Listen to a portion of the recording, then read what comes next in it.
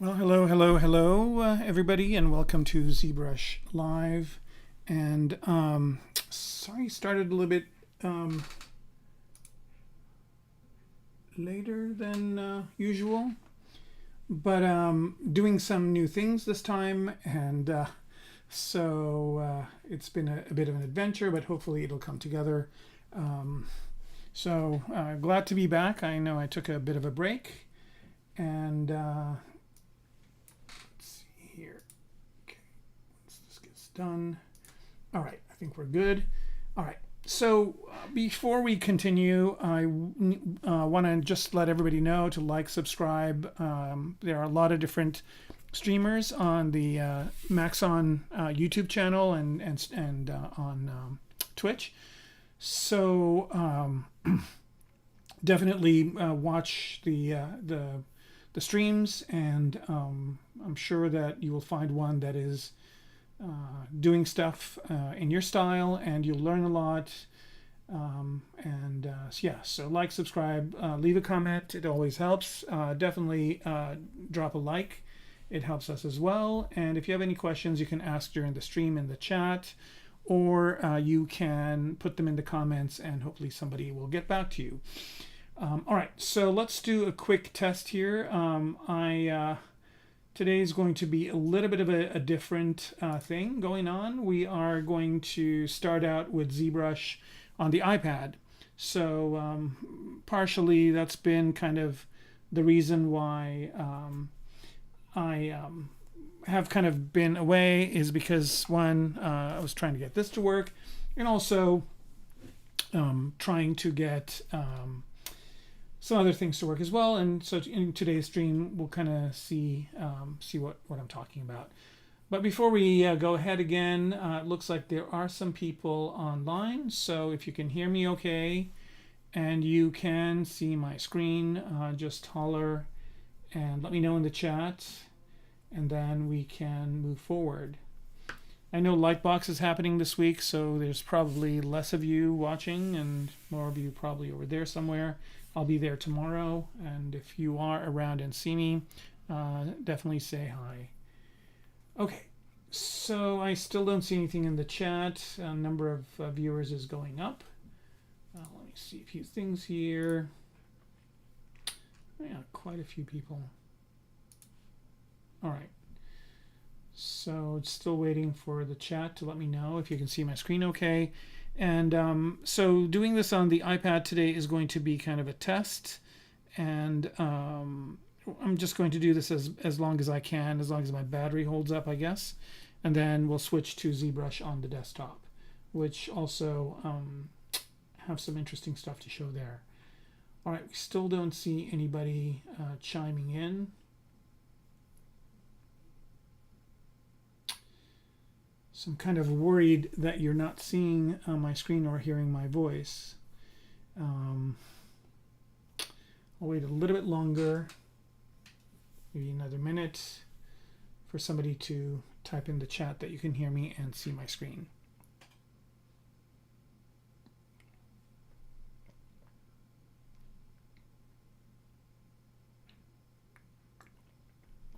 Okay, Saul, thank you for letting me know. You're on YouTube, so we're good on YouTube. Just wondering how things are on screen okay too. Okay, awesome. And anybody on Twitch, let me know. All right, so I guess I'm just going to go ahead and get started, and then if there are issues, people will let me know in the chat. So anyway, I did this in ZBrush on the iPad, and what's really nice about this is this model I kind of take around with me and work on him. And as I have time, I kind of do some edits or whatever, and then I bring it over into the PC and work on it some more there. So it kind of goes back and forth. What's really nice about having ZBrush on the iPad is that I get to not be at my desk. You know, if I'm waiting somewhere, probably tomorrow while I'm listening to some of the panels and whatnot at Lightbox, I'll probably be ZBrushing as well. So it's great to be able to do this on the go.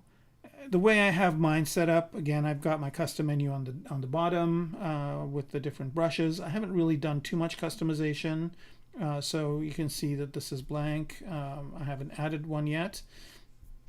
And I did add a few spacebar menus, which are nice. And again, my ZBrush UI for the iPad is kind of a development in process. And also I'm kind of waiting for when they're going to have a way for us to be able to save and load these settings that are available, this customization. At this time, I don't think you can. All right, so we're not going to be working on this in ZBrush for iPad today. What I wanted to do was just start something from scratch. So I'm just going to go here to the home screen, and I kind of did a little bit of a couple of other examples here, and I have a lot more that I haven't populated the ZBrush projects with, because again, my iPad is a M2 iPad. It's an older one. It's not the latest one, and I do have a good amount of memory, but I don't have 2 gigs, so I need to, keep kind of offloading stuff when I need to. But what we're going to do today is we're going to start from scratch. So I'm going to go home here and go to New Sculpt. And wherever I'm tapping on the screen, you're going to see that blue dot. That means that's where I'm tapping, okay? Sometimes they're my fingers and sometimes it's the Apple Pencil. So I'm using the Apple Pencil with the iPad. All right, and here, what I'm going to do is, our next season is going to be a motorcycle. So I don't really have a motorcycle to start with. I've got people and whatever, but I do have these Z-spheres. And the Zizu, which was something that was introduced in ZBrush. I don't recall which version. So I'm looking for a creature that could kind of maybe become a motorcycle, and maybe something with horns. Let's see here. There's this antelope that might work, but then there's a simpler thing over here. I think up here I saw something. Okay, this one. This gazelle might work. So let's just choose this gazelle to start out with. So there it is. And here I'm just zooming in. And again, please let me know if the screen feedback is good enough. So basically here, this is something that's been created with Z-spheres, and also they've inserted some custom shapes. And the Z-spheres in ZBrush for the iPad are pretty identical, and at any point in time you can go in here and go into Tool and Adaptive Skin, and you can preview it as what it's going to look like, and you can choose the density. I usually keep this as low as possible, and you can also do Dynamesh, which I don't do. Now there are other features in the PC version in this area, but the Mac version just gives you the basics, and I think that's kind of all we need here. All right, so I just want to make sure I've got symmetry on. I do, and I want to be in rotate mode, and I also don't want to have perspective at this time. So just turn those off, and now I'm just kind of, thinking of how I can change this to be a motorcycle. So I'm going to change this gazelle into being some sort of motorcycle. So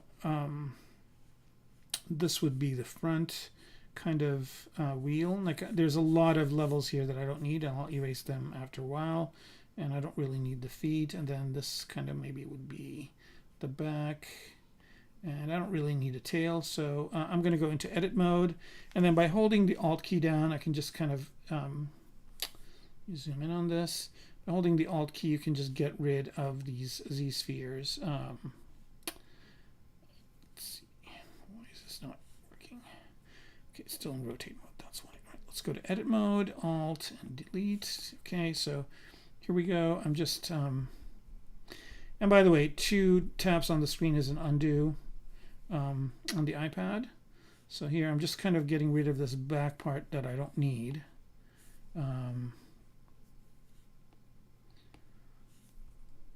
Okay. I don't know why I'm adding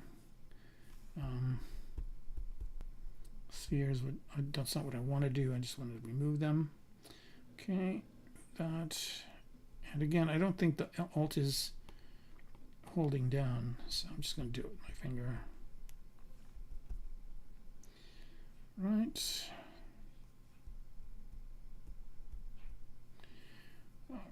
Let's go back to here. I think I just have to keep my hand on. Here we go. This is kind of the state I want it to be in. While I'm at it, I'm going to delete some of these middle areas here too. And I don't really need a face on here or these ears. So let's get rid of these. And let's get rid of this kind of face stuff. There's an eye over here as well. And I don't know what this part is. So again, I'm just kind of getting this down to, I think there's another part in here which I'll deal with later. All right, let's go back to rotate here. And did I get rid of symmetry somehow? I did. Let's turn that back on. Move these back. Yeah, these are the things I don't need. So I'll just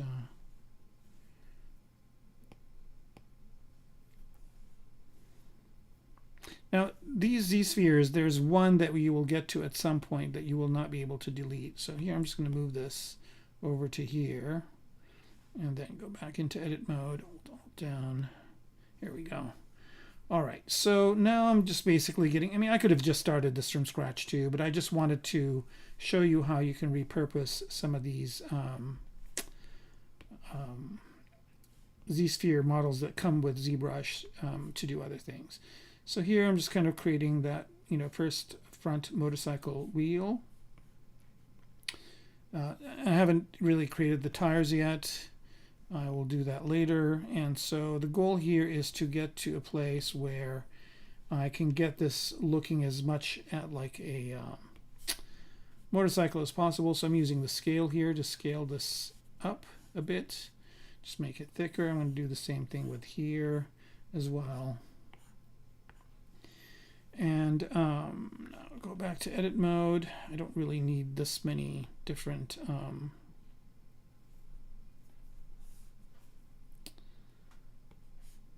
extensions. So I'm just kind of deleting these. Somebody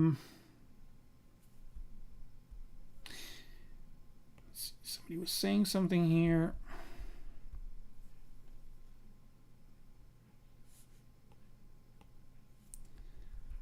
So I don't understand the challenge I'm having. I think I know what the problem was. Okay, so here all I need is just these two spokes. So I'm just going to move these ones down to here. Now this thing in the middle is not really a Z-sphere. It's a shape that is in the Z-sphere's location. So here I'm just going to delete this one and then keep the thing that's there and then just extend that out. I think still I'm doing the wrong thing. Okay. Here we go. Let's say I'm going to move this and have this be kind of the front part. And I'm going to rotate these out a bit. And then I'm also going to move this way.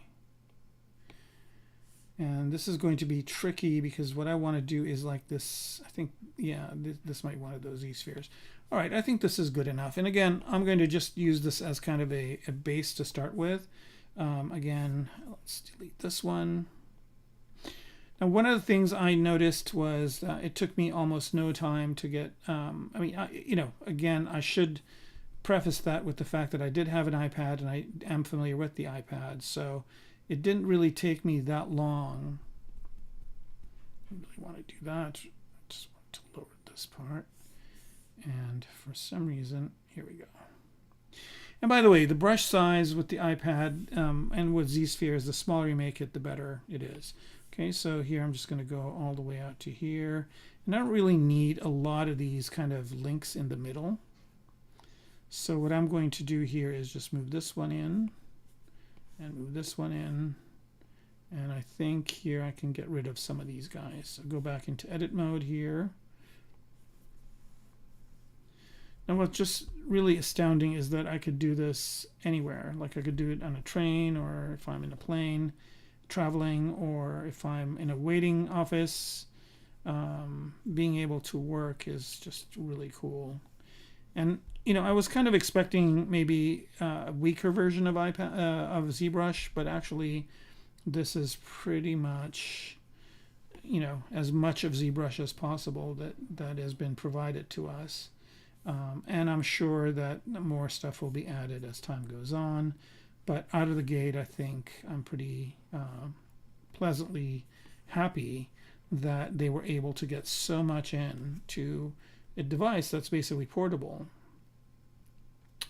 And also what's nice about the iPad is that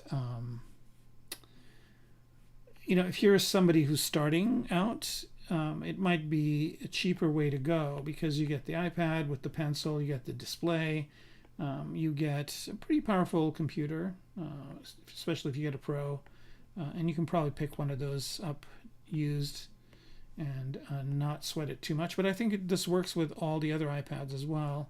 I don't think all of them. I think they do specify specific ones. But yeah, I mean, what a great thing to be able to do. Didn't think I'd see this amazing of a thing happen so soon or at all. Okay, so this is going to be kind of the rear wheel spoke, and I guess I could add another Z-sphere here in the middle, move it down, and then let's add a Z-sphere in the back. And let's move it out. So this is kind of maybe the basics of the motorcycle. I'm going to scale the handles up a bit, a little too thin, something like this. Okay, so now if I go in here and say make adaptive skin, it will create another subtool for me, or another tool for me, which is the adaptive skin, which is this over here. Right, so there it is, and I basically have a skeleton of a system to start working with. Now if I turn on the wireframe for this guy, you'll see that it's composed of different parts, and maybe I don't really want that. So what I'm going to do here is I'm just going to go ahead and Dynamesh it. Again, Dynamesh, one button, bam, done. Now what I also don't really care about all these different polygroups on here, so I think I've got a group visible. Yep, so there's that. Again, that's the fast menu. I could have been digging for this stuff in the menus, but delete hidden, mirror, mirror and weld, all these things I use all the time. All these different things that I kind of want to have available to me fast. I can get them with the space bar, and I've got 3 of these made so far, and I probably will make a lot more as I go. All right, so I've got the basics here of what I need. So let's go to H-polish, and I'm going to turn the wireframe off for now. And maybe choose a bigger brush size here. And again, I'm not using the keyboard with this. I'm just doing, I'm just using it on the iPad. And the reason why that is because, I mean, this is really not my desktop solution. I've got a desktop that I use ZBrush on, but on the go, I probably will not have a keyboard with me. So I'm kind of getting myself used to using this without a keyboard. And again, all I'm doing here is just creating kind of a shell for what is going to be the motorcycle. And here I'm going to go to clay buildup and just build up some of this area. And this is a Dynamesh model, so I can just kind of continue to Dynamesh it. I haven't turned on I've not turned on Sculptress mode just because I don't really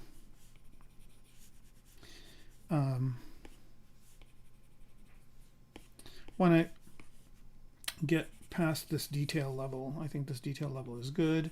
So again, I'm just picking the brushes down from below here, and I haven't really been digging in the menus. I'm just working in the UI, just as is over here. And I haven't loaded up all my brushes that I want to in here yet, but I will soon. All right, so this is going to be kind of the front of the motorcycle, and this is going to be more like a kind of a cyberpunky kind of motorcycle, so it's going to need to look a little bit more futuristic. I mean, right now it doesn't really look like much, but it basically is giving me the kind of the basics of what I need. Let's add some more volume over here. And again, I keep dynameshing this. And of course, I mean, I could have gotten to the shape pretty fast with using the snake hook brushes and whatnot. But I kind of wanted to just show that you can really use some of the really cool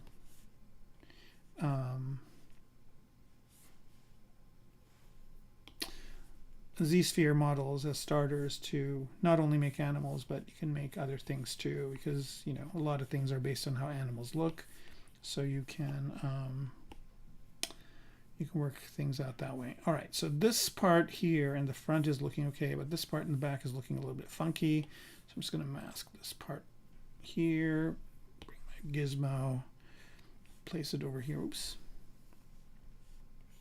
I think I'm having a kind of a hard time activating the Alt button for some reason. I don't know why. This looks a little bit better. All right, let's go back to the clay buildup. Smooth this stuff out.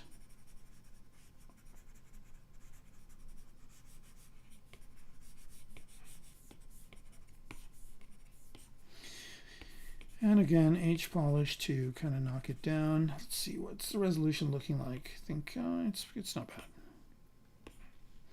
Yeah, in this stage, you don't really want to have a very thick, kind of a dense model. You want to keep it as light as possible. And again, this is just sketching, so you know when you're out and about and not tethered to a desk, this is kind of a great way to start your projects. And my intention is to have a whole bunch of these made already, so that if something comes up, you know, I can just, you know, I have kind of started on it already. All right, so let's go ahead and use the clipping brushes here to add more of a shape. All right, just locking it down again, Control Shift, and the way that Control and Shift works is you just hold the two down. Right. Yeah. Let's mask that handle so we don't destroy it. And the Alt key, just kind of creating this area over here. And I'm just going to go ahead and let's see, use this key to just get as much of that shape as I can. And I'm going to real quick open up my reference that I have for motorcycles. Now, there is no way to bring reference into the iPad version of ZBrush, but I think there is a reference app, kind of like PureRef, that's available for the iPad. It's not free, but you can get it. But usually, you know, I either can have it on a different screen, or I can, let's see, is it this one? No. Where are you? Here we go. All right. I just have, oh, I can't show it to you because I'm not showing that screen. I have a bunch of reference photos that I'm looking at, so I'm kind of basing this on those photos. Okay, let's see. Somebody's saying something. Matthew's saying, nice to see some iPad work. I've been playing around with it, but I'm not comfortable with it yet. Yeah, I mean, it doesn't really take that long, honestly. Just do a project, and you'll be surprised how fast you kind of you know, figure it out.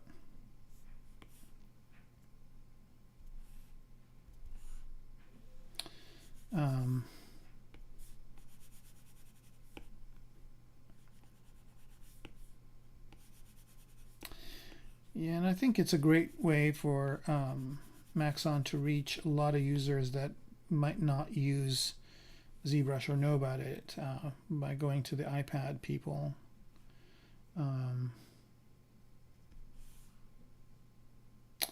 Right, if I do this, I'm going to nuke that thing on the bottom, so I'm not going to do it this way. I'll just do this for now and mask these guys.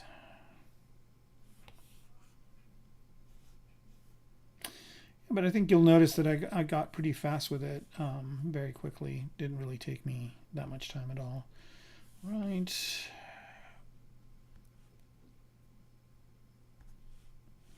And I think it would be easier if I had a keyboard, but again, my goal is to have this be a mobile thing. And I just want to make sure that it serves its purpose. Right. It's getting there. It's getting there. I think I'm going to try something different here. I'm going to try and do a different type of a look here. Just kind of change it around, change the silhouette around. The good news is I've got this over here, so I can take a look at the silhouette. And I want it to be a little bit kind of more sleeker, like bending downwards. So I'm just going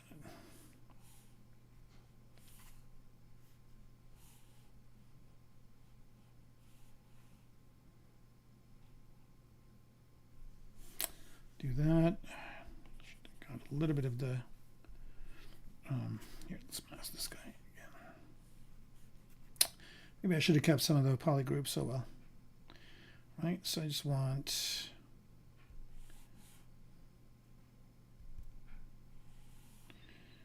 this type of a shape. There we go.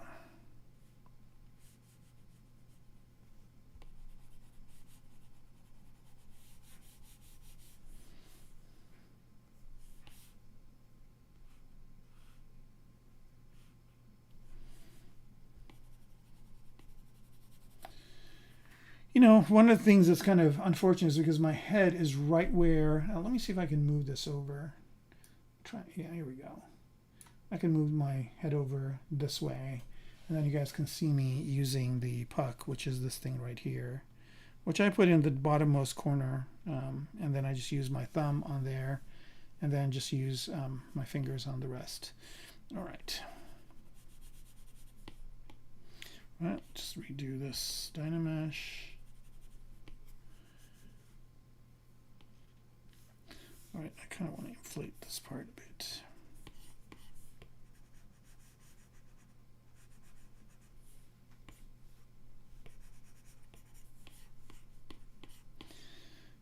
And again, it's just, you know,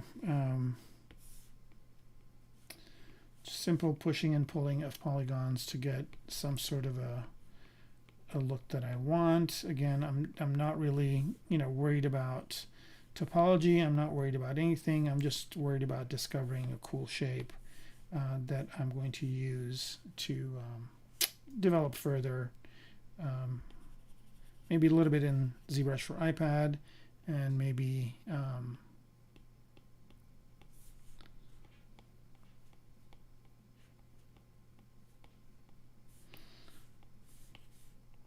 I'm using this move, I forget what it's called. I think they're going to have a thing where it says what it is, but I can find it here. Move infinite depth, that's what it's called.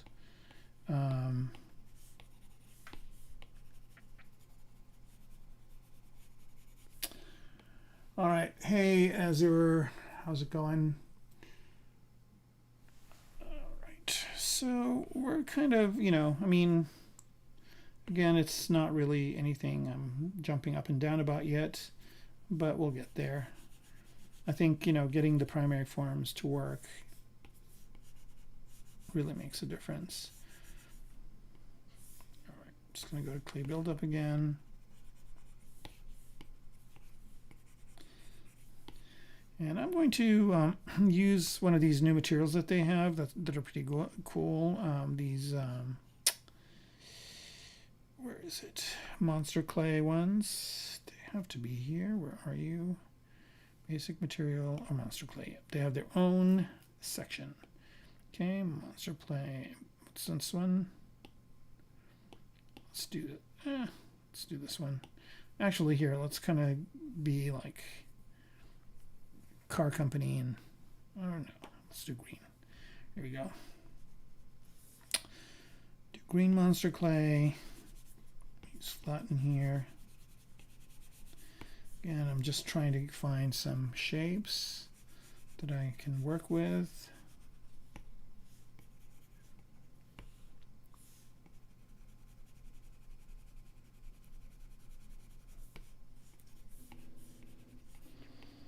And also just to give you guys an idea of how, easy it is to work on the iPad. I really love the navigation, and I kind of like some of what they've done with the menus, and I'm hoping some of it will make itself into the desktop version. Some of the things are really smart here, especially this stuff down below here is really, really smart. Like having Dynamesh there, having Sculptress Pro mode there, having all these kind of things that usually have to dig around in menus for are pretty much exposed. So I'm really liking that aspect of it.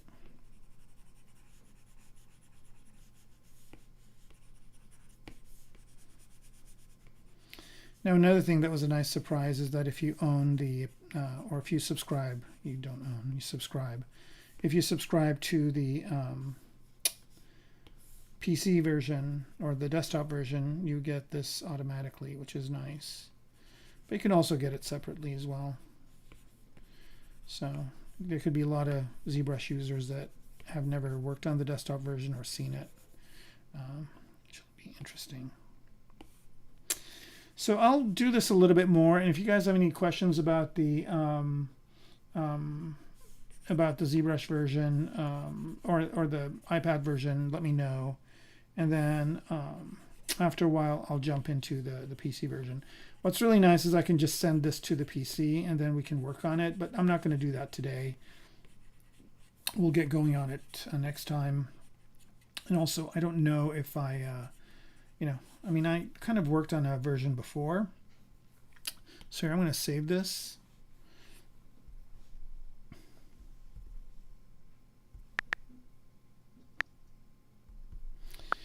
And go back home, go to my sculpts.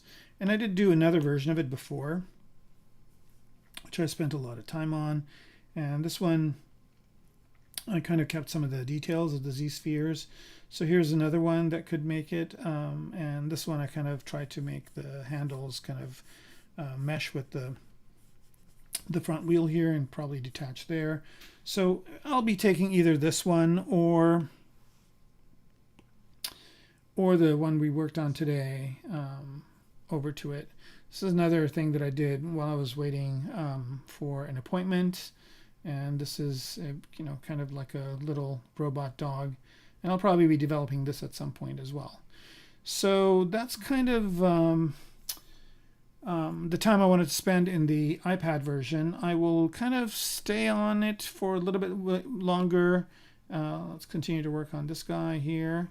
And you guys can ask me questions about it if you have any. So yeah, I'll just give it another maybe 10 or 15 minutes, and then I'm going to jump over to the PC and start working on that character, which I'm not going to do in the stream. I'll just work on it today, but I will eventually be publishing that. But for this season, for season 11, it's going to be a motorcycle, kind of a cyberpunk motorcycle.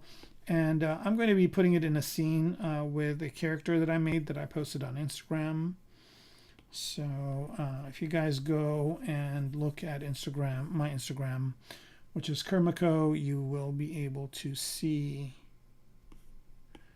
the character. And I mean, she looks like a motorcycle rider. I just need to make a motorcycle for her. So yeah, Azure Blume, I am making a motorcycle. That is correct. Your observational skills have done you justice. All right. Okay, so again, just really rough, kind of getting some ideas. I'm going to use the move tool again to just push and pull.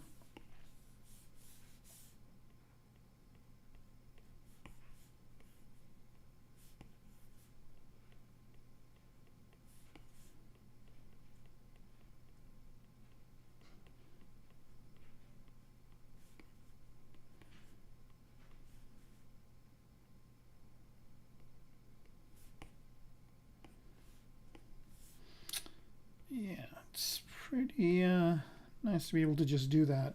And just to give you guys an idea, I'm going to drop a save on this. This whole time I've barely used any of my batteries, so which is nice. I can kind of, and I don't even know if the power is being absorbed by this video device that I have for it. But yeah. So how's the iPad screen? Is everybody seeing it okay? I might be able to change the background to something different. Let's see if I can do that.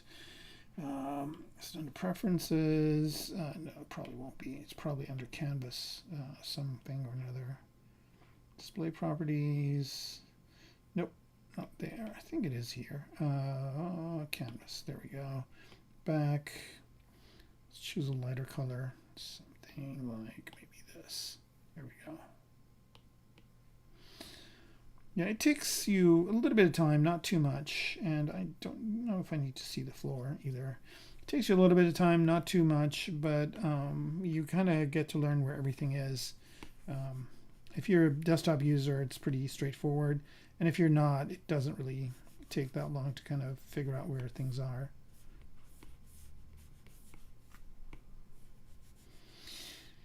Now, you know, part of me wanted to make an Akira type bike, but I don't think I'm going to do that. I think I'm going to make, I don't know, I might decide differently. I have a lot of references, and some of them are Akira bike looking, where the person kind of sits back and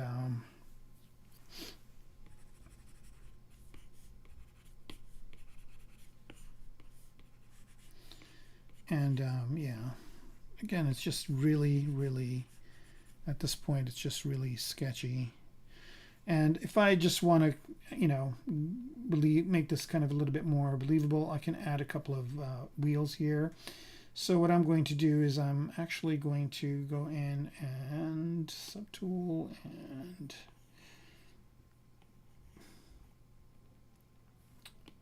it's under Subtool and Insert, is it?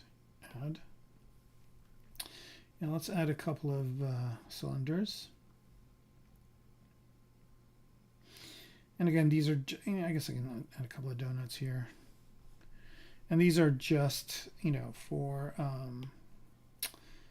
visibility reasons. So I'm just going to rotate this around, scale it.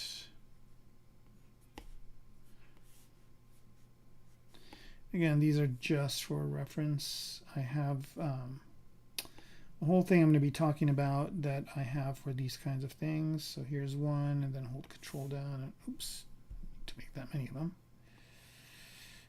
Put another one back here. So I just want this to be a little bit longer, so that's kind of where that would go. And let's go back to this guy, and let's elongate it.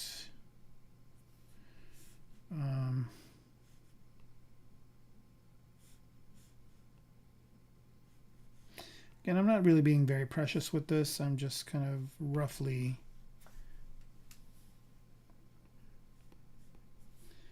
deciding where things go.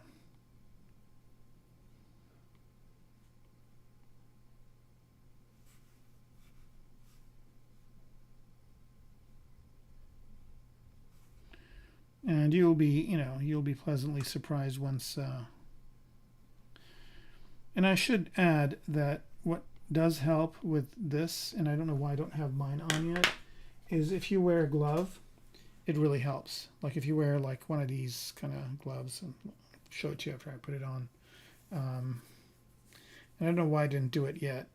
Just kind of probably lapse of memory. Here, like one of these guys, it really helps.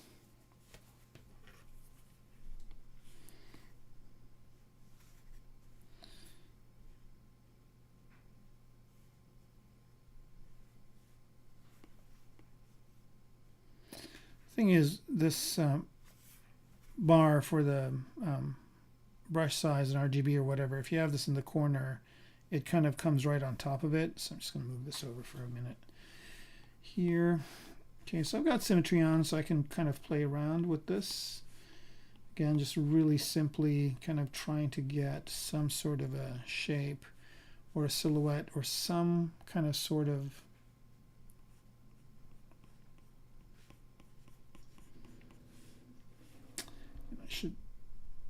be using this Move Infinite. It works better for this kind of stuff. Right. Again, not really worried about straight lines or anything like that. All I'm worried about is silhouette and volume. I'm basically looking up here. You can't see what I'm pointing to. I'm looking up here where the the silhouette is, and I'm looking at the thumbnail. I'm figuring out, does it look good overall? And then once I kind of have that overall shape determined is when I can go in and start kind of worrying about details and how to make this kind of more refined. But again, being able to do this on the go is just a super, super powerful enablement that I am very happy is there. Because I tried to use Nomad, and it does have some interesting features and everything, but it took no time for me to start missing ZBrush. I tried it out on my last trip to Tokyo on the plane, and I was just like, I mean, it does have some innovative things in it. I don't want to knock it, but on the flip side, I've spent a lot of time learning ZBrush, and I can understand the concepts. I don't have to figure out what the concept is in Nomad and all that stuff.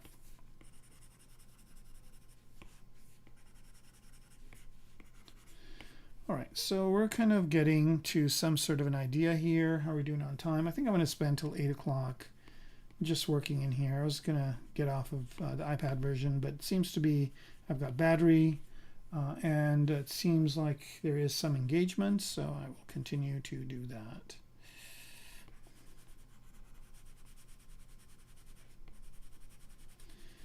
I'm surprised how much the viewership has changed, but I'm again assuming that a lot of the people that would be watching this are at Lightbox, which should be ending. They're probably going on dinners or going to parties and whatnot.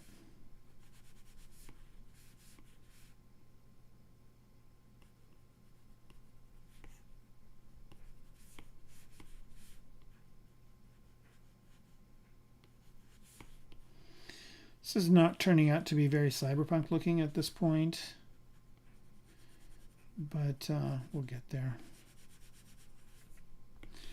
All right, so the question is, do I want something like this, or do I want something more like the Akira bike where there's a, it's flat on the bottom?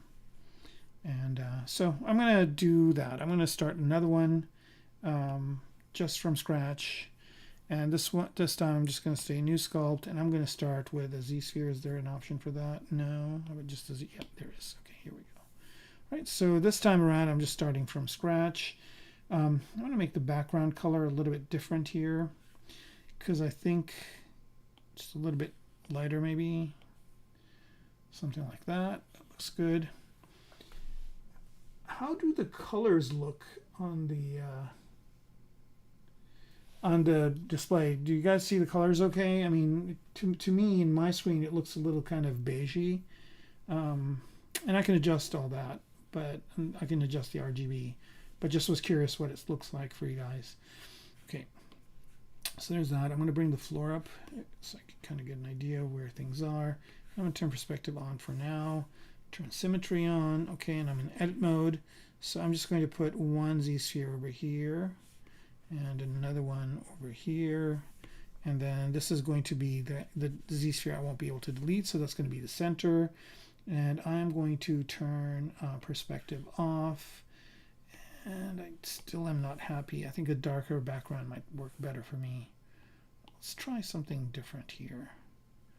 Let's try like that. Let's try a cream color. Yeah, looks too hard. Okay, this works.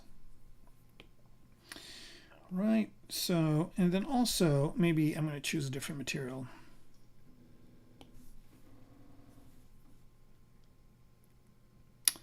Standard material, let's see, skin shade 4. See, again, it's all your ZBrush stuff. So, you know, all the same materials, all the same brushes. Right, and I do have symmetry on, right? I do. Okay, let's go to move here. Let's make sure everything is symmetric. Okay, and yeah, all right. So the other kind of motorcycle I'm thinking of building is more of the Akira one, and let me kind of get that into reference. And the way that that one is a little bit different in kind of shape and silhouette. So here I'm just going to add another Z-sphere like this. And this is kind of going to be the back of it. So here I'm going to go to move this over. And I'm going to scale this down a bit and move it over like this. Right, so this is kind of how the Akira bike is going to be, more or less. Something like that. And then I'm going to insert a Z-sphere right here. And I'm going to make another Z-sphere the same size. So the way to do that is you drag, and then if you hold down the control, oops. So click, drag, hold control down, or is it shift? Forget. Let's see if this works. Actually, oh yeah, here. So if you hold shift down, it makes a Z-sphere exactly the same size. So this kind of goes this way over here. This goes up a bit more. This is the bottom. And then over here, we'll add another Z-sphere. And I'm going to add another one down here. Okay, and hold shift, go to move this up. And this is going to be kind of the window and the handlebars. And this is going to be the thing that holds the wheel on the bottom. I know it kind of looks confusing right now, but bear with me, I will get there. All right, so just move this over, and then I'm just going to go ahead and create another Z-sphere here, and then I'm also going to create another one, same size, move it out. So again, the reason why I'm moving both of these is because my draw size is bigger. I'm going to make that very small. Go. And so this would be kind of the handlebars this way, and then the wheels would be here. So let's go ahead and change this into a adaptive skin. And again, I kind of hope they do use some of the other adaptive capabilities. I mean, I don't know if I can I do this one, make unified skin? Let's see, did it make it? It did. And what does that look like? Well, I mean, I might be able to get away with doing it this way. Let's see if that works. So I'm just going to delete this geometry. Actually, the way delete works is just hold and do that, delete, and always okay. And then let's go back to our Z-sphere model. There it is. And what we're going to do is, let's see if I can do any settings with unified skin. So here I can pump down the resolution, leave smoothing. I don't know what this is. Polish surface, a little bit, yeah. Border, allow triangles, make unified skin. Let's see what that gave us. I mean, it's a start. It's kind of not good. All right, so let's not deal with it this way. Let's just use the normal way. And I kind of wish that they would add the way to do it on the desktop version where you can just make these into very simple geometry. But I think I need to talk to them about that. Okay. So what we're going to do here is we're going to change the density to 1, preview. This is what the preview looks like. It's not bad. I wish that density could go down 1 more, but it can't. Dynamesh resolution down to 0 and make adaptive skin. Now again, that's going to create it as a separate thing. Here it is. And this is geometry, right? So if I turn on polyframe, it did do the dynameshing. All right. no big deal. It does give me some facets and does give me something to start with. I'm going to go ahead and group visible here to one group. And let's go ahead and turn this off. And I'm just going to Dynamesh this.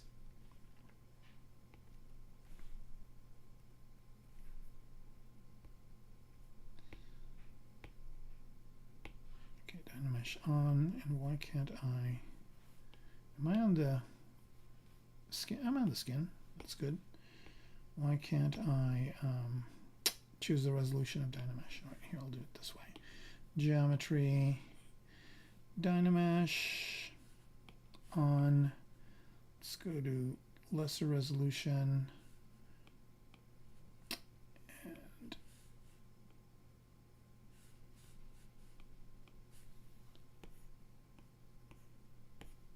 all right, something like this. That's exactly what I want. Okay, and now I can start, you know, pushing and pulling this thing to being more of a motorcycle. So, and again, if you don't have the picture of the Akira bike in front of you, you might be confused as to what I'm doing, but it'll make sense in a little bit here. Okay, and I'm just going to continue to Dynamesh this as I modify the shape. Right, so this is the chair. This is where he'd be sitting.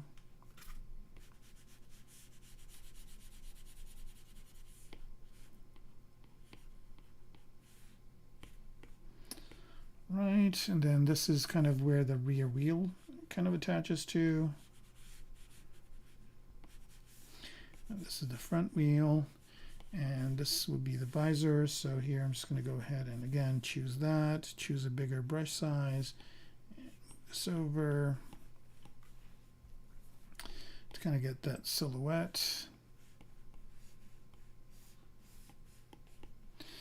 And for this, instead of using, and I'm going to mirror and weld this thing, so it's the same on both sides. And also, I'm going to use the gizmo extender to extend this out a bit, like so. Here we go. Right, let's Dynamesh this again. And let's group visible as one group. Okay, so that's good. And then for the wheels, instead of adding the donuts, I'll just add a couple of spheres. So here's one. And let's go ahead and rotate this thing. Oops.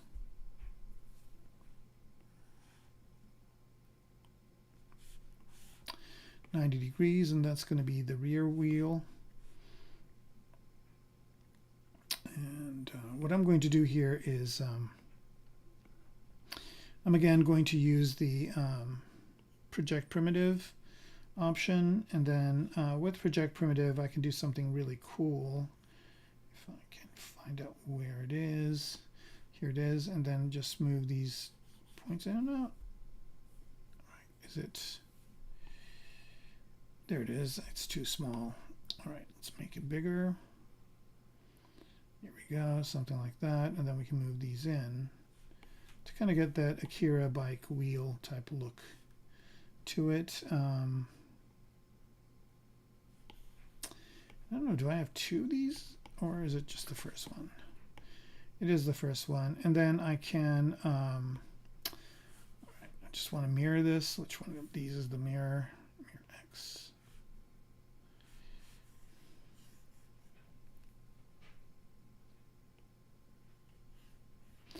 Actually, I don't even need to do that. I'll just mirror and weld it. All right, so that's good. I'll just go ahead and accept that.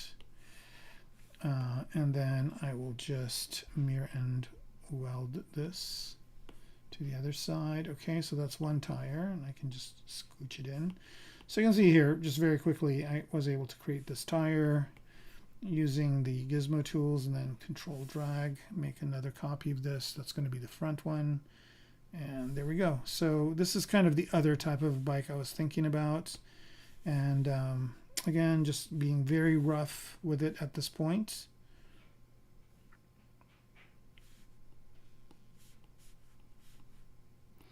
Just trying to get silhouette over here that I like, and then once I have that silhouette, the rest, as they say, is history. Okay, so something like this.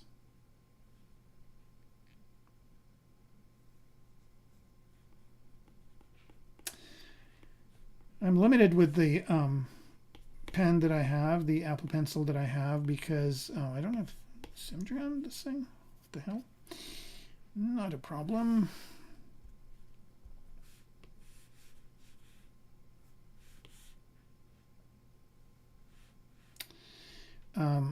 But the new pencil has more capabilities, and unfortunately I cannot use that on the iPad I have.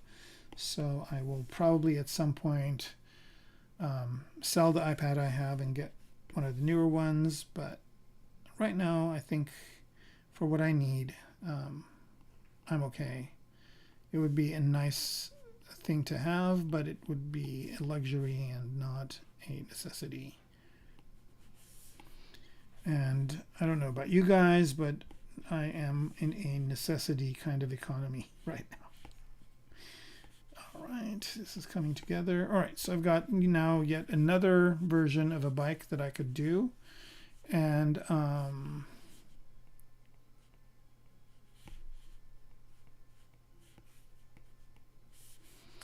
again, all I'm worried about is this over here. So, you know, I could be sitting somewhere waiting for an appointment, or I could be, you know, wherever, at a coffee shop, and I could bust out like 20 or 30 of these, and then when I get back, I could start working on them in the desktop version. All right, I think this will do it. I think we're at 8 o'clock, so I'm going to go ahead and cancel. I want to save this.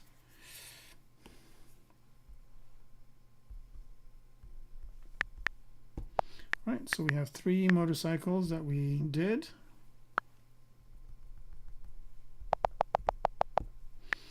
Save. And so we're kind of done working on the iPad version. And I didn't see you guys ask any questions, so I'm hoping that maybe some people will see this on the some people will see this after when it's on YouTube, and then maybe come back with me to me with questions. Maybe next time I'll be on again, not next Friday, but the Friday after. All right, so I'm going to detach the iPad. So if you bear with me for a minute.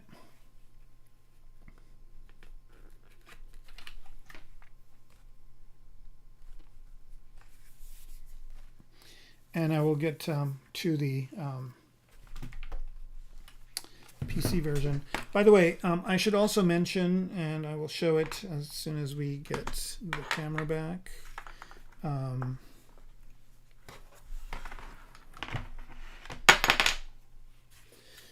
am using this, which is another very useful tool, especially if you are, you know, if you have to work on the iPad version.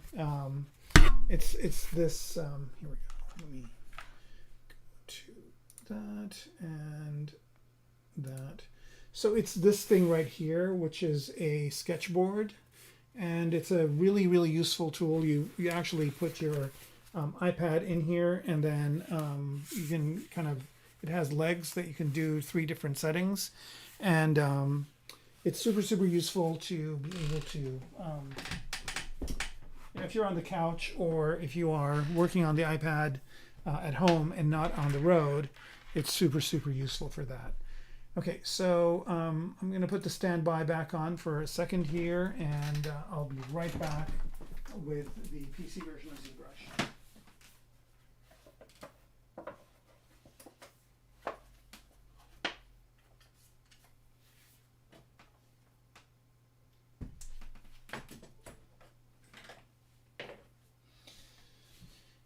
All right. One more thing to do here is detach this.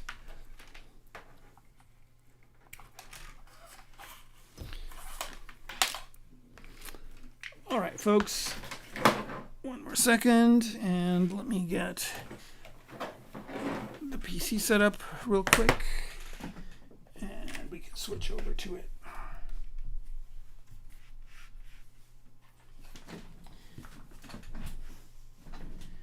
All right, so back to this. And we don't want the video capture, but we do want the display. Here we go. So we're back into ZBrush, and there are a few things that I've done. Again, you know, when I'm not streaming, when I take my breaks, I'm still working on ZBrush and I'm still doing stuff. So one of the things that I did was I redid the UI. So my custom UI is a little bit different than when you saw it last time. I try to keep as much of this area as kind of generic as possible. So what I'm pointing to is like the title bar over here, and this stuff over here is all the same. But I kind of made the bottom area a little bit wider so I can add more icons, and again, this is kind of cut off because I'm doing a 1080p broadcast, but the actual screen here, I usually work in 4K. So there are more menus to the right of here, and there are more menus to the right of here as well. And maybe a few going down. But for streaming, this works great. Another thing that I did is I also went back to radial menus. I was really missing that. And so I'm working on a Wacom Cintiq right now. And I have a this thing mapped to my menus. So this is one of the menus, and I kind of have that as a Control A. So these two I might change out, but these ones open up brushes for me. Like here's all the smooth and polish brushes that I use all the time, and then this one is all my selection and moving brushes, all in one place. And then the masking and the standard brushes are in one place. And then I have ZModeler, Damien Standard, and H-Polish over here. Again, this is a work in progress, but I've kind of been doing these things this way. And what I'm going to do here is one quick thing with this radial menu. I'm going to make the size a little bit smaller. And so it's not so jumbo on the screen. It's still pretty big. I think I chose the wrong one. Just 1 minute here. Okay, I want to use the ZBrush one, reduce it to this size. Okay, launch. I think it should do it now. Yeah, so it's not as bad as before. All right, another thing that I did is I enabled this click to solo option. Whereas if I'm on a subtool, so here, if I'm on this one right here, and then I just click, I solo it out, and then I click again to bring it back, and that's saving me a lot of time. Right, so what I want to do here is just double my document size and do a half.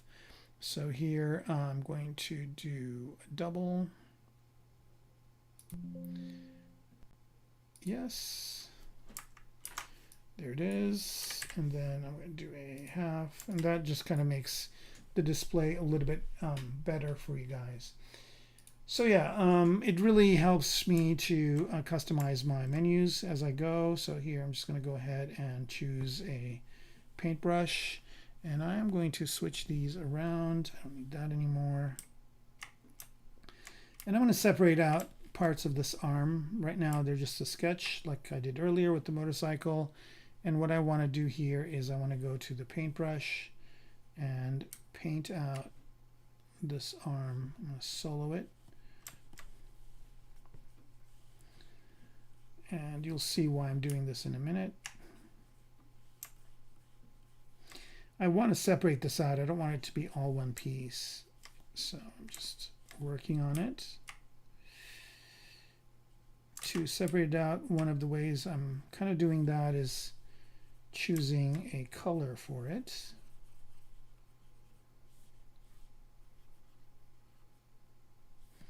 Okay. So all this is going to be one piece that is separated out from the arm.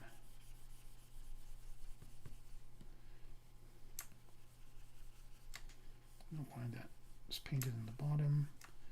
So just going to go ahead and color this in.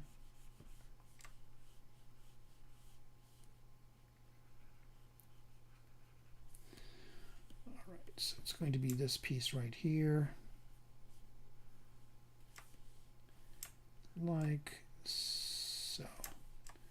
Okay, I don't know how this line happened. ZBrush does that sometimes, where it just like does this weird wonky diagonal line. Don't know why it does that, but it's been there forever.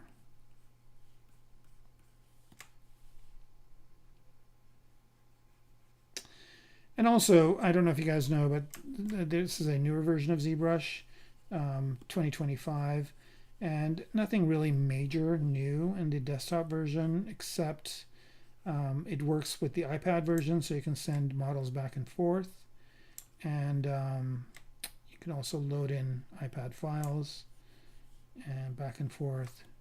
So if nothing else, it's worth getting just for that. Hoping they will add some new capabilities to the desktop version, but don't know if they are. But they did deliver a whole new version of ZBrush on a whole new platform, so that's kind of a, you know, amazing feat. All right, I think this is going to be good for this part, and then I also want to do this part right here.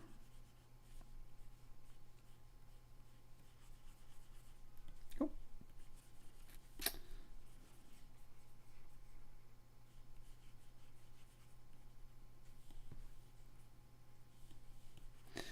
This is why when people ask me, hey, can I have your UI? I'm like, yeah, you know, it's pointless, because one, I'm changing it all the time and adding to it and removing from it. So it's kind of like a work in progress that will never end.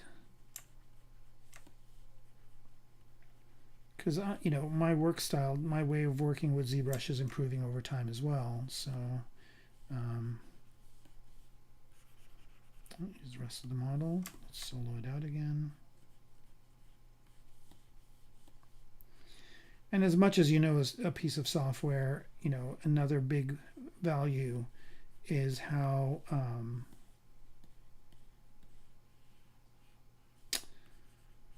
you develop certain muscle memory and certain workflows over time. I don't think anybody works with any piece of software the same way over a long period of time. I think you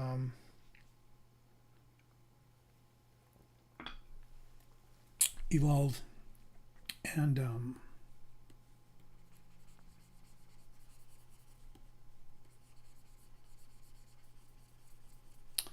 do things differently. So how's everybody doing who's watching this? You guys are really quiet today. Not much happening in the chat.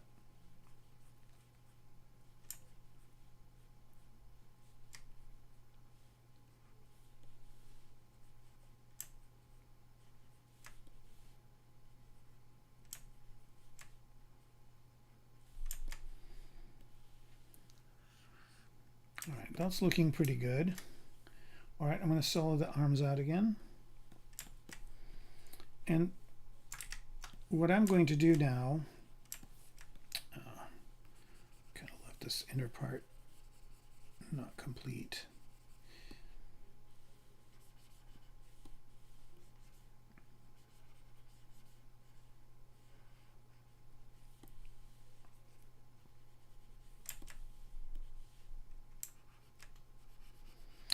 Anybody on here going to Lightbox tomorrow?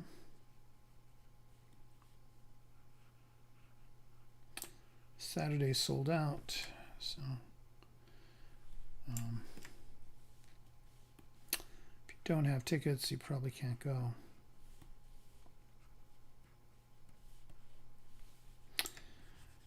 All right, I think that's good enough. All right, so the next thing I'm going to do here is I'm just going to go ahead and go to masking. So I'm just going to go into the menus here because I don't really do this all the time, so I don't really have it exposed out here.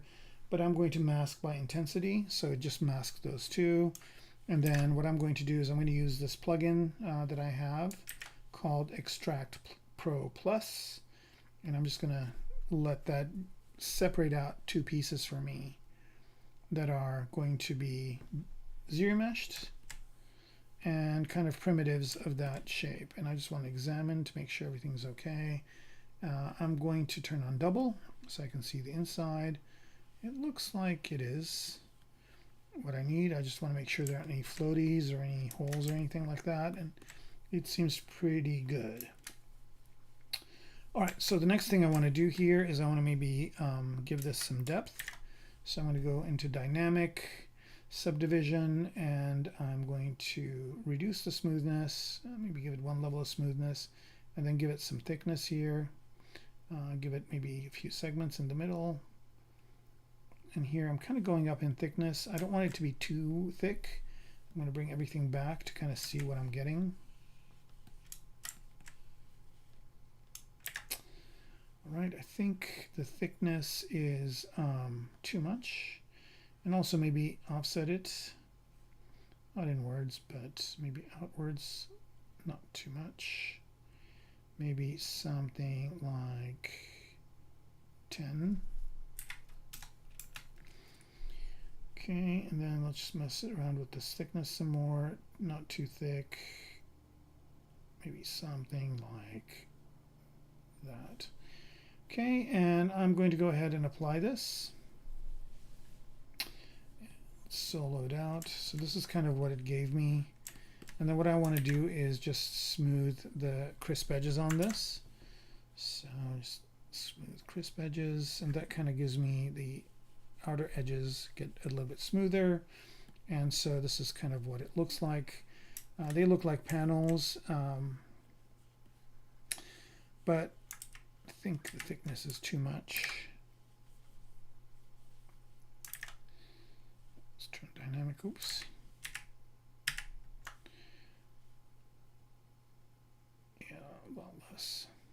Something like that. Okay, so before I do this, the application of this, I'm going to do one other thing, which is project. So I'm going to go to Subtool here, and let's give this thing one subdivision level. And then I'm just going to say project. I don't want the color to project, just the outside part. And so I have a little bit of what was there before. So it's not just totally smooth. And I wonder if I add one more subdivision level and do one more projection, if I get a little bit more detail. Let's see what we get. Yeah, I do. Okay, so that's good enough. And I'm going to turn the smooth off, and I'm going to apply this. So now I basically have these separate pieces that I can sculpt on. And I'm actually going to manually make these edges smoother just by using the smooth brush.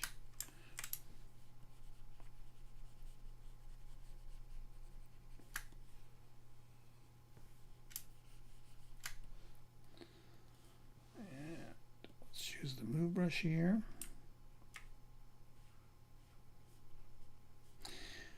And I mean, it's so easy to kind of go back and forth between the iPad version and the desktop version, especially if you kind of set things up similarly. You can, you know, your muscle memory and your workflow will be just fine. All right, so kind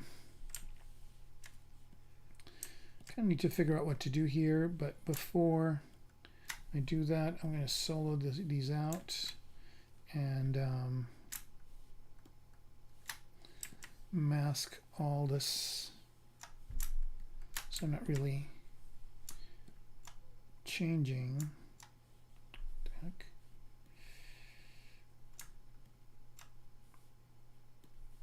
I want the inside parts masked, so I don't really kind of change them, and the outside parts are fine. And I can just start working some details here. So just use Daemon Standard.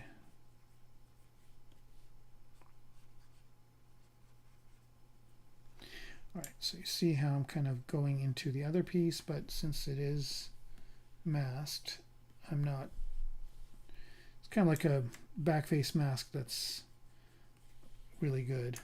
Okay, I'm going to give this one more subdivision level. Do the same thing with the masking.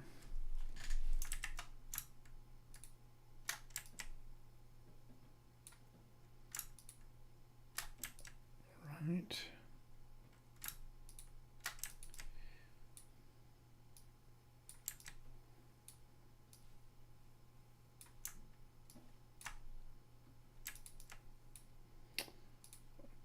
Oh, I don't want to just mask that. Let's do this one more time.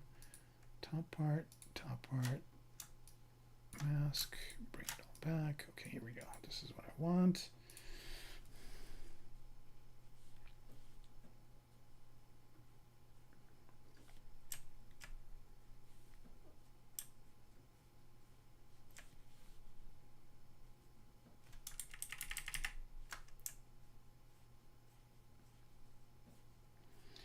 Here I'm just finding, and for this part, I'm going to choose a different material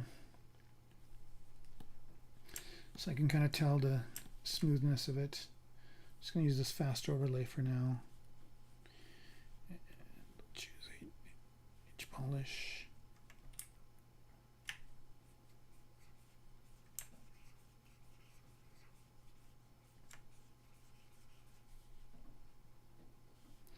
Now I'm just establishing the plane.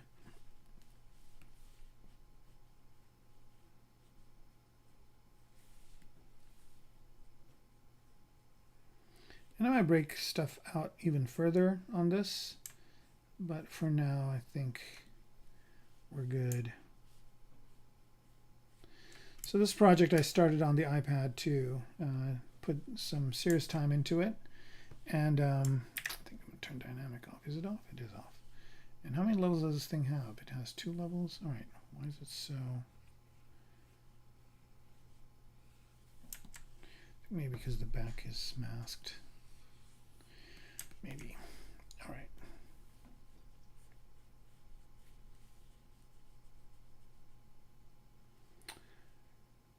Oh, the click to solo, Leon? Sure. So I think I have it here in my UI. I'm going to try and get to it, so bear with me. I think if you'll control down and scroll, to be somewhere where, I guess, how about if you alt and scroll? Okay. But anyway, click to solo, I think it's under preferences and interface and navigation. No, I'm wrong. It's not under navigation. Click. No. Where is click to solo?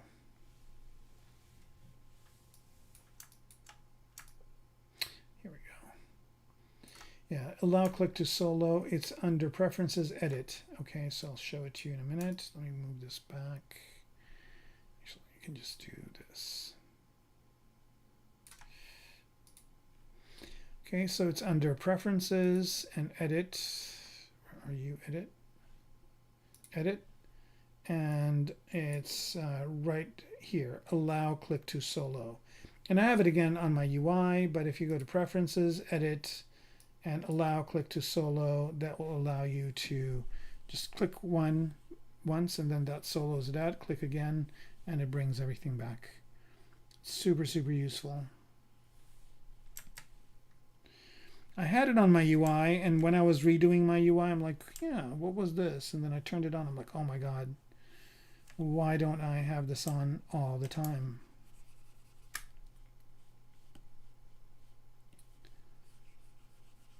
How are we doing on time? Doing good. So here I'm basically making sure that I get a very clean kind of spec on here. Let's see if there's a better material for this. Fresnel overlay, what's that like? Kind of similar. How about I think the monster clays actually aren't too bad.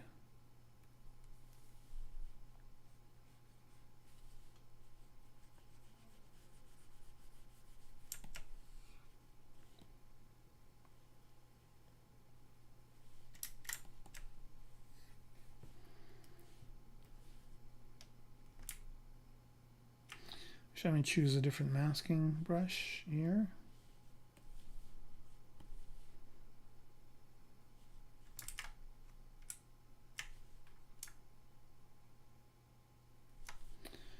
Right, flip that,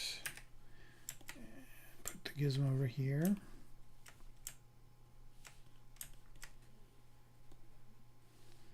Let's see if this works. Oh, shoot. It's, when I flip the mask, it's also unmasking the other ones. So a trick for that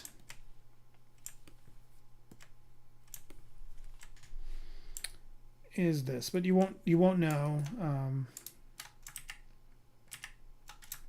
You won't know if it's working. But basically, if you are in this mode, I'm just going to go over here, and I'll just go to subdivision level 2. I'm going to delete the lower subdivision level, and then what I'm going to do here is let's go to solo. Okay. I'm going to split the mask points. Okay, so I do have that inside part, but it's not, it's its own thing, and I can weld them together later. So that way I can work on this outside part separately. And partially, you know, part of me believes that I should have just done that to start with.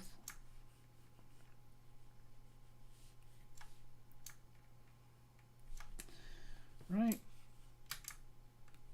Soften that, invert it, put the gizmo there, push it in.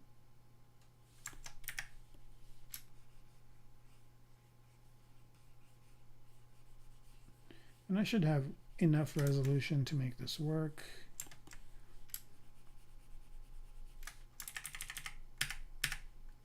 I think I should not have polished it. I think it's better this way.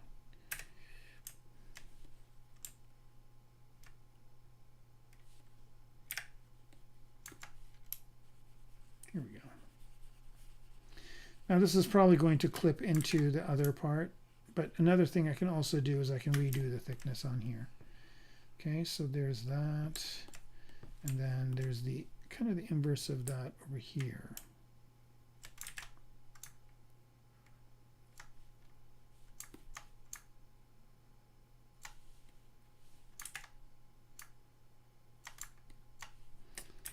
Right, and for this one, pull it out like that.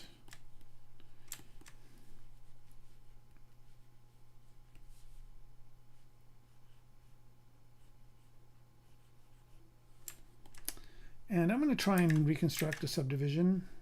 So it gives me subdivision level 1. Did it do it? Reconstruct subdiv? No. Is there anything hidden?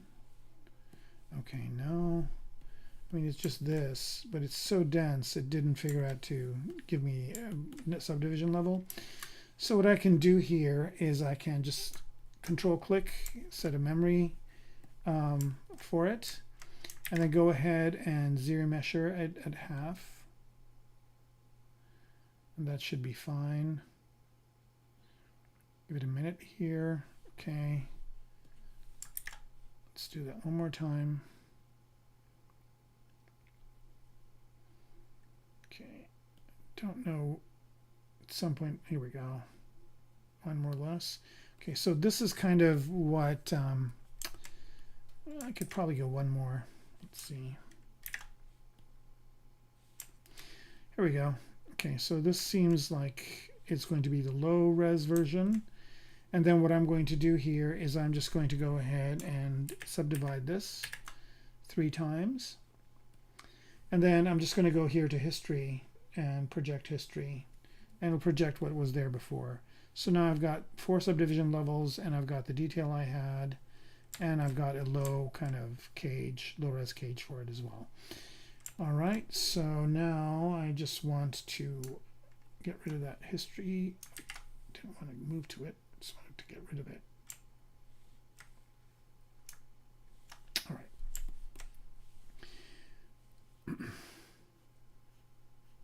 So that way I can go down in subdivision level, for example.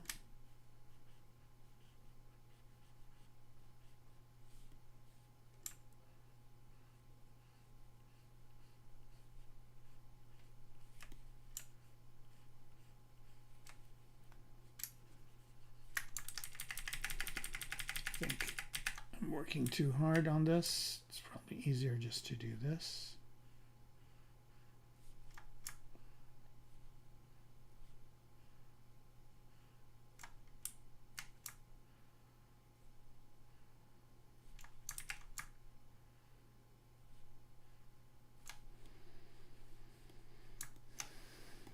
Right.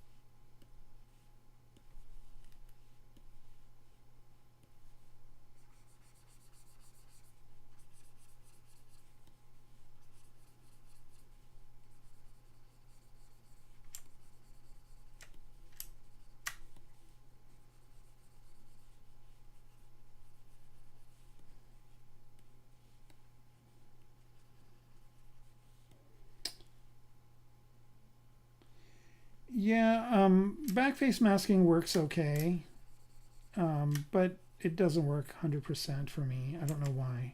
I think this is kind of totally messed up where they came, so I'm not going to do those things the way I did them. I'm going to do it a little bit differently.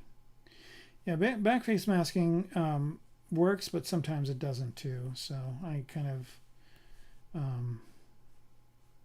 and I do have it here. It's on my UI somewhere. Maybe it goes further to the right here. But I do have backface mask on. I can see it. But it doesn't really work great for me. And I'm using this method just kind of because it solves my problem. I'm at level 3, yes.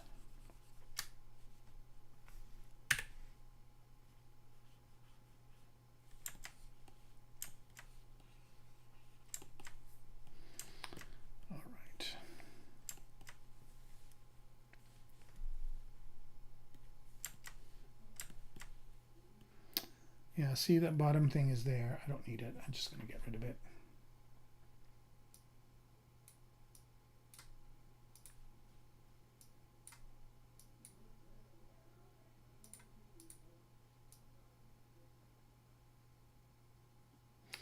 Yeah, I'm going to get rid of this one, go back to this, and I can give it thickness after I'm done. I think I got a little over ambitious. I'll just give it thickness after.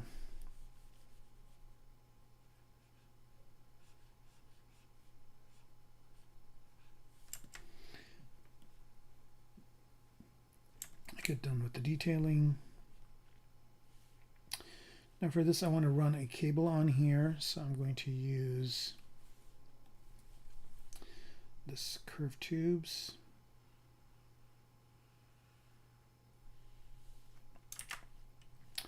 Alright, it's not going to work on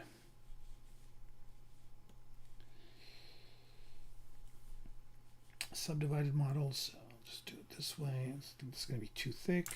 Yep, that's fine.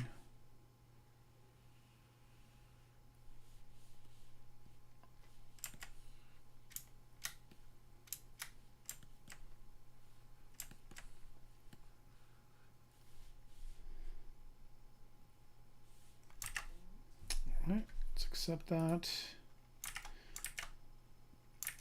Split unmasked points.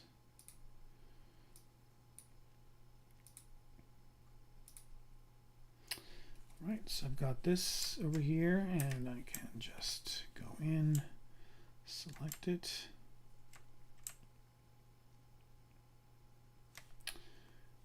and control drag another copy. Should I move it up or in? Let's go this way.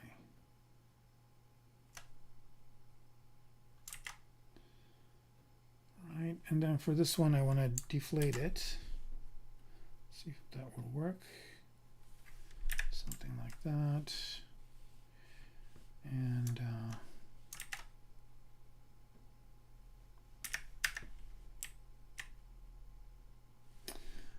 find something to plug these into in a minute, but just want to kind of create a couple of cables this way. Do I want to do cables or do I want to do ribbons?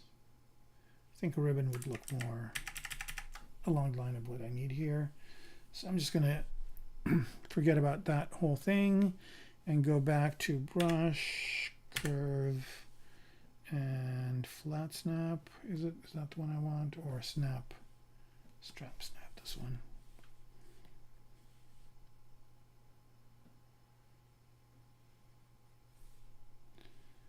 Something like that, but that's too thick. Smaller brush size here, and then do it again. There we go.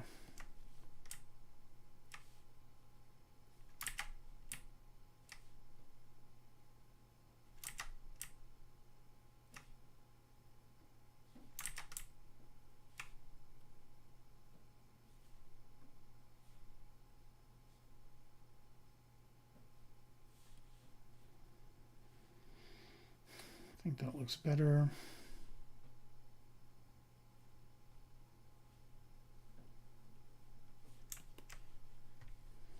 Okay, let's accept that.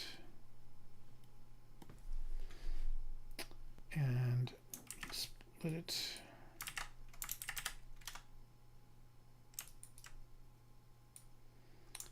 Split unmasked points. And did it do it?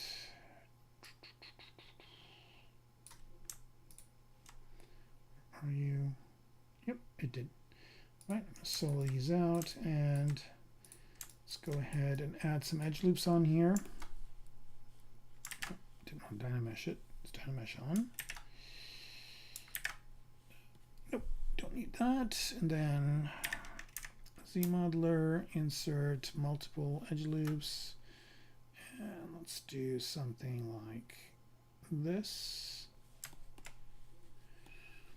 And then let's, oh,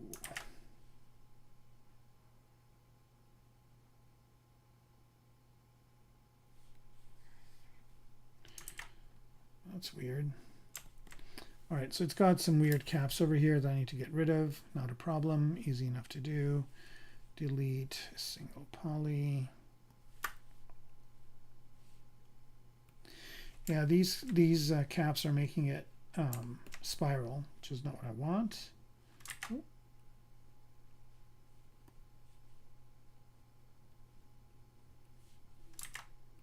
All right, so now that that's done, this should work just fine. I'm just figuring out how many lines I want on this. I think that's a good number. And then what I'm going to do is QMesh, polygroup all, QMesh these in. Let's QMesh them out, why not? And create kind of like a ribbon like this on the arm.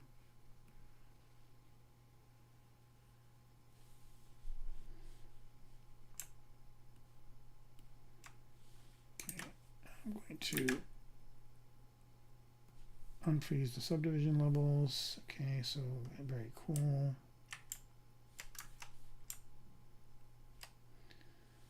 Right.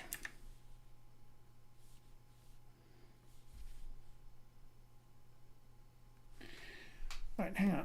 You guys are saying stuff.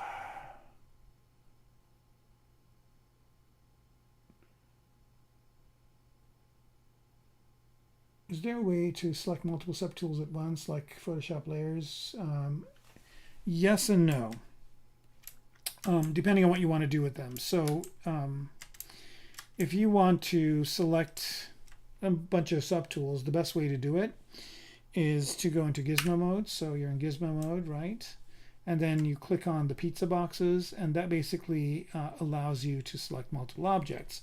Now what you can do here is you can just hit Control Alt and Control Shift, and then make sure you are in the select rectangle mode, okay? And then if you do this, right, you have everything selected, and if you do this, then you have nothing selected. And then if you hold Control and Shift, and then whatever you click on will be selected. So here I'm going to select, I think this might have a conflict with the, okay, so right now everything is selected but this. So if I click on here, I'm going to turn off that click to solo because that might interfere with it. Okay, here we go. So now whatever I click on is selected. Right? So I'm selecting that, I'm selecting that, I'm selecting that, I'm selecting that, I'm selecting, I think there's a certain point where I select everything. It's not what I want to do. Right? So now I'm just basically selecting the parts that I want to select. And then I can just move those parts, or I can group them or put them in a folder or whatever, right? So that's how you do it. So basically just turn the pizza boxes on. If you just drag outside, it selects everything. Drag once more, it doesn't select everything. Everything that's kind of in this grayed out mode is not selected. And then as you click on the different options, they become kind of solid. And so now I'm selecting all the pieces of the head, for example. And if I want to select the neck also. Right, so now I've got all these pieces selected and I can just move them separately. Hopefully that answers your question. And you can also, after doing that, if you click on Make New Folder, you can put all those pieces into a folder as well. It's pretty neat. All right, so we're dealing with this ribbon over here. I kind of like this round thing here, so I'm going to bring this down more and then maybe create some place for it to kind of be emanating from. This is still pretty low res, so I can make some movements to it. I just want it to be kind of nice and smooth. This is probably not where you'd put a ribbon, but I'm assuming that this thing is attached to the arm. It's not separate.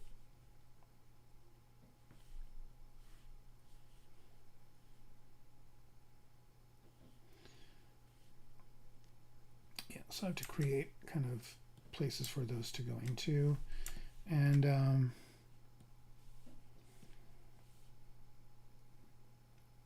could either insert a kit bash part, or I can just make something on the go, which is what I'm going to do here. I'm going to go back to this arm and just mask out a couple of things here.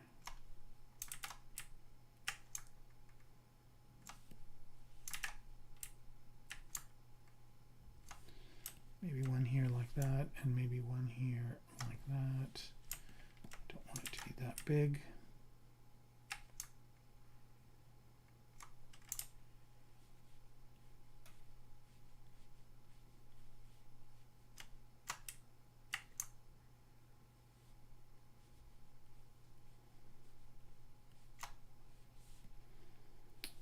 That looks okay. And then with this one, let's get creative with that too, instead of having it be just a flat shape.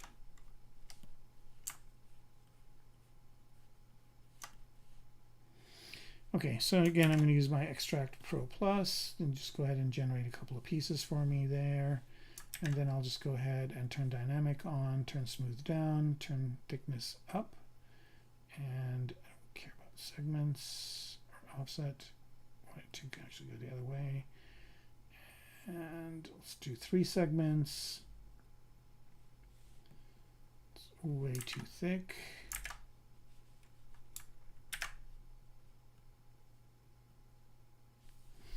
All right, that's good. And before I apply this, I'm going to go ahead and do a little bit of editing on it. So I'm going to use Clip Curve. So the problem here is I've got 2 different pieces, so I'm just going to separate them out, split 2 parts, similar parts. Okay, let's work with this one first.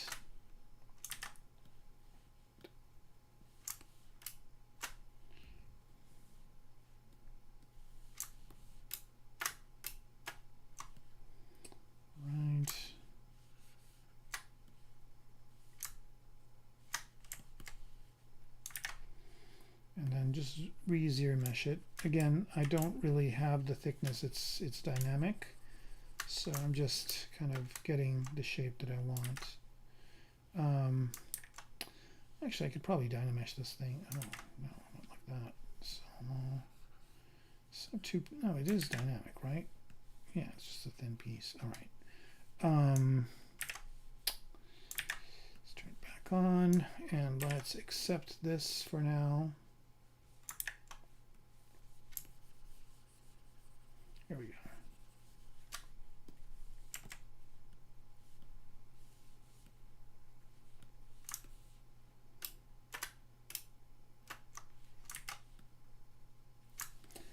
I think it's somehow interfering with the other one, other side, the mirrored side. So just have to be careful to position the model in such a way where that's not a problem.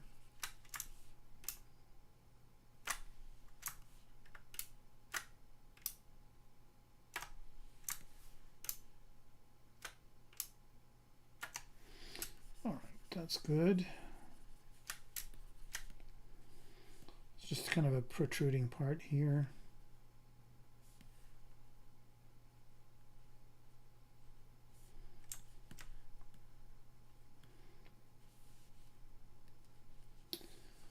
And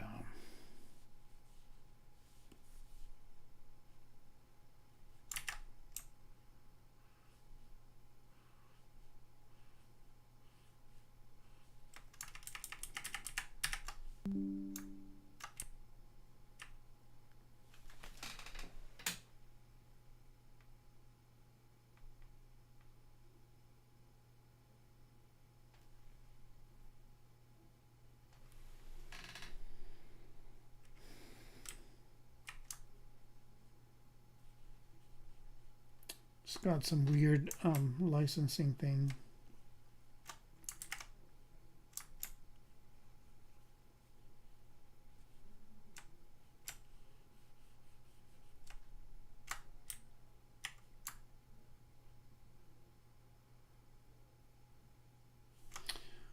Right.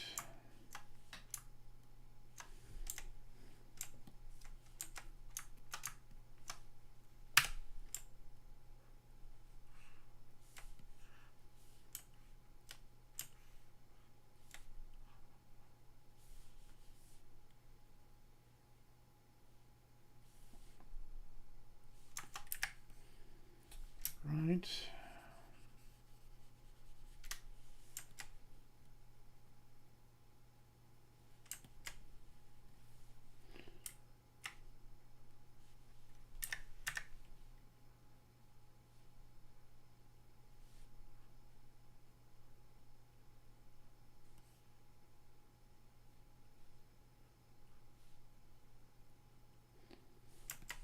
So this is just kind of a little area that it goes into.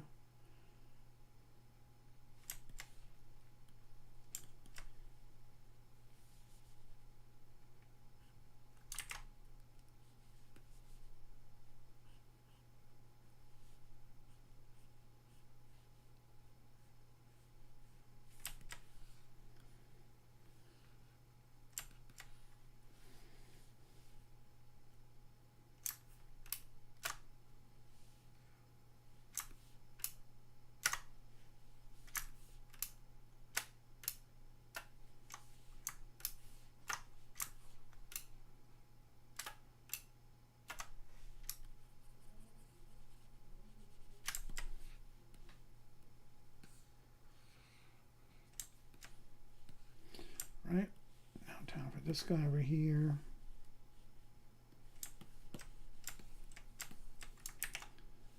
I think this guy is like a weird hole. All right, not a problem. Is this dynamic? Yep.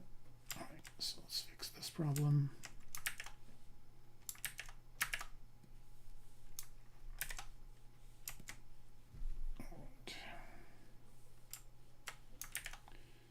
Dynamic.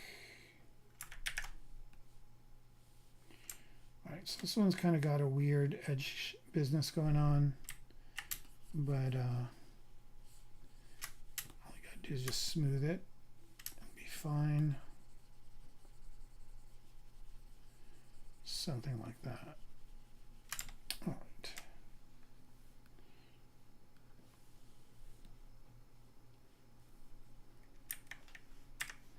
Again, I'm not really married to this shape. I'm still kind of working with it to get something that works out.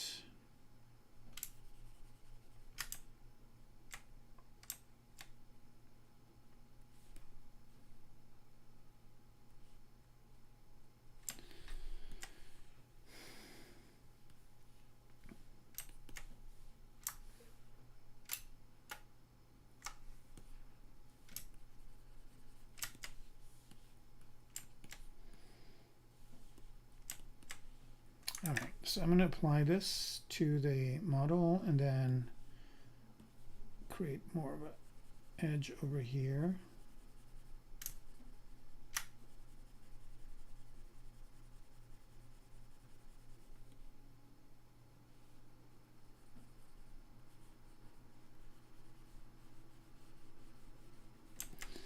I don't know why, but my fan just kicked up on my computer. I don't think I'm using anything, inordinate amount of anything. Maybe something else is going on in the background. All right, I'm just going to use the inflate here a little bit.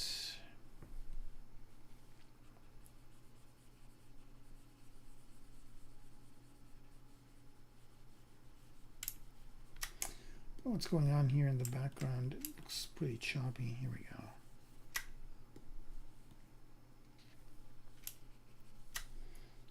Right, give it a subdivision level, and then H polish this top part in.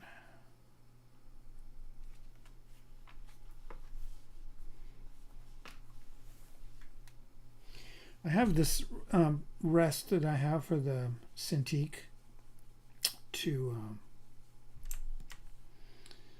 get on, and if my desk is dirty, it kind of becomes slippery. So if you see me adjusting stuff, that's what I'm doing. I'm just moving that thing back.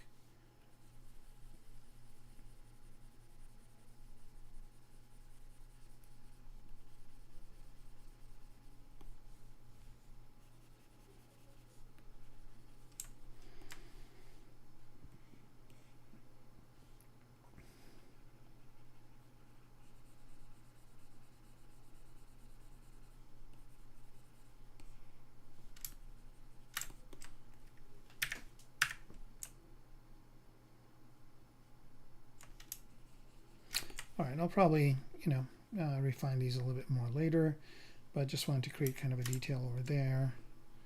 It basically has a line coming down. And of course, this would be a different color too. Let's do that right now.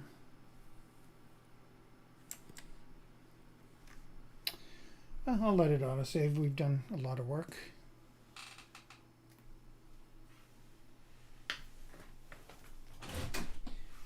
All right, let's see. I think we're getting close to time here.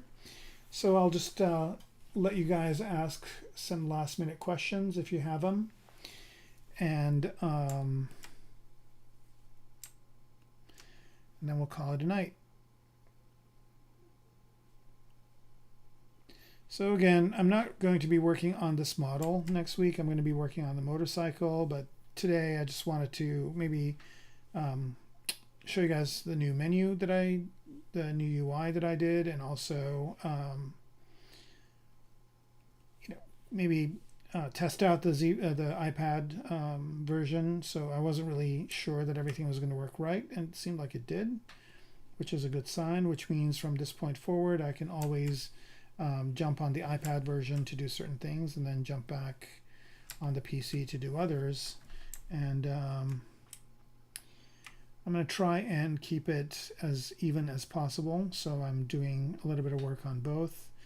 And if you guys want me to do more iPad type of sculpting, I could do some streams specifically for that.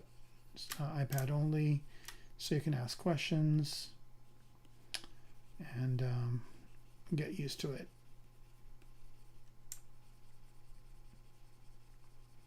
It's actually pretty straightforward if you know the regular ZBrush, but if you don't, even better, because that means you just are using the new user interface capabilities and all the things that they added to make kind of ZBrush a bit more updated with the UI.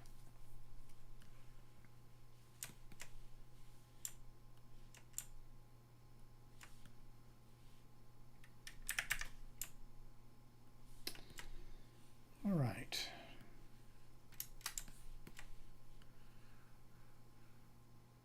I think I could make this a little bit bigger.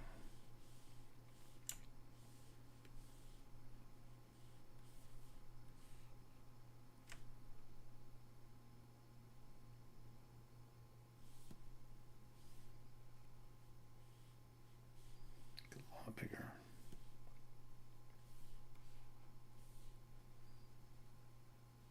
I'm gonna leave it for now. I'll figure it out later. Okay, so I think I'm just gonna stop here. Let's see. Do I prefer the iPad or the PC? I mean, obviously the PC has a lot more things than the iPad version does, and also you can have bigger models and whatnot. But there's a lot of things in the iPad version that I wish the PC version had. So I don't really have an answer. If I had to make a choice and I didn't have, I could only choose one of the two, I'd probably choose the desktop version. But I think, in a year I might be changing my mind, because I think Apple is putting more and more capability into these iPads, and if I can get maybe a little bit of a bigger iPad, I think 13 inches is the biggest one. But if they come out with a 15-inch iPad, I think I might, things might move in that direction where I basically would prefer to use that. Also, I'm waiting to see what they port over to the PC version from the iPad, because that could make ZBrush work completely differently as well. So anyway, I don't think I have a definitive choice. I'm lucky enough to be able to use both, but also am happy to know that if I just had to use one of the other, they're both really capable. But again, the desktop version still has some capabilities I use all the time. ZModeler isn't available on the iPad yet. UV Master isn't, but I'm sure those are coming at some point. And when they do have all those things, and it's kind of an apples to apples comparison, then I could probably make a better judgment. But for now, definitely the desktop version is kind of my preference, but I can't use the desktop version when I'm on the road or when I'm mobile. So, I think they both have their advantages. I can't pick one. All right, so hopefully, Leon, that answers that question for you. And I will stop the stream here. Let's do a quick render of this thing before we do that, so we have kind of a final image. So I'm just going to do a BPR.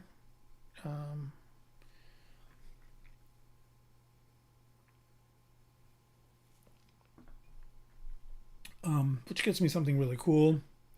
And then let's throw some filters at it.